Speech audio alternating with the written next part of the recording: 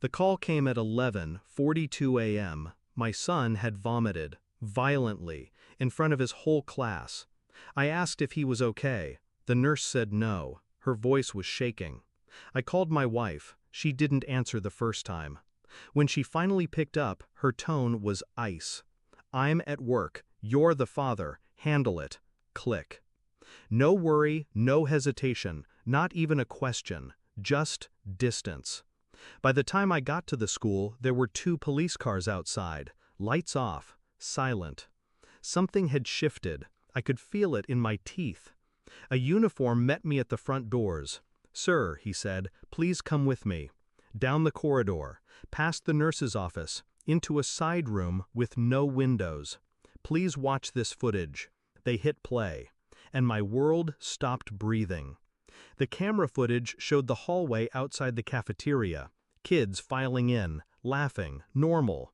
Then my son staggered in frame, clutching his stomach. He collapsed. But that wasn't what shattered me. It was what came next.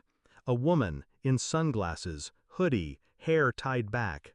But I knew her walk. I'd memorized it years ago.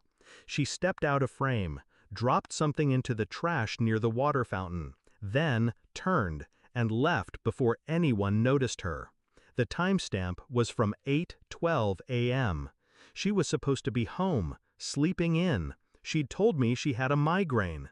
I watched her disappear from the hallway, and I felt my insides freeze. There was no reason for her to be there, unless she wanted to be unseen. I told the police I didn't recognize the woman. They believed me. But I knew, and she knew I would. I started documenting everything. First, the trash. I went back after they cleared the scene, dug through it, found a juice box, unopened, different brand, no label. She packed his lunches. She always had. Second, our medicine cabinet. A bottle of syrup tucked behind the cough drops. Child safe, but unmarked. Third, I checked the motion camera at our front door. She left the house at 7:46 a.m., came back at 8:29. Just 43 minutes. No explanation, no call. I said nothing to her that night. She asked if he was okay. Her voice had returned to normal, concerned, loving, but too rehearsed. I smiled, lied, and waited. The lab confirmed it. The juice was laced with diphenhydramine in excessive dosage. Enough to disorient, enough to make him sick, not enough to kill. Calculated, targeted, intentional. They asked if I had enemies. I said no. But I printed the lab report, set it on the counter beside her tea the next morning. She picked it up thinking it was junk mail. Her hands started to shake. I watched her eyes move over the page, line by line, then slowly lift to meet mine. She opened her mouth. I raised a finger. 1, silent command, and she shut it. I didn't yell. I didn't threaten. I just showed her the second report, the one I hadn't handed to the police, the one with the fingerprint match on the juice box. Hers. I laid it in front of her, face up. Then her phone, opened to the messages she thought she deleted. One thread sent days before. "He keeps saying, 'my son.'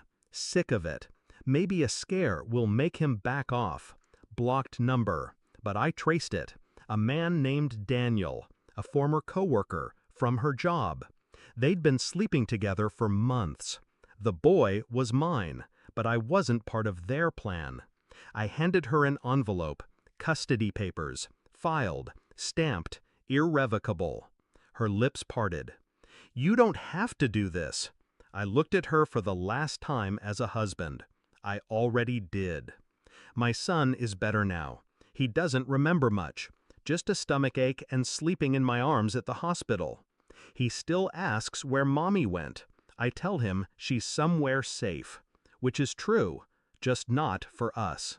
She lost custody, lost the house, lost the mask she wore like skin. They called it endangerment, manipulation, psychological abuse. They asked if I wanted to press more charges. I didn't. She already lost everything she tried to steal from me: peace, family, control. Some betrayals don't need vengeance, just light and a camera. She tried to poison my son. She ended up poisoning herself. All I did was let the truth play back.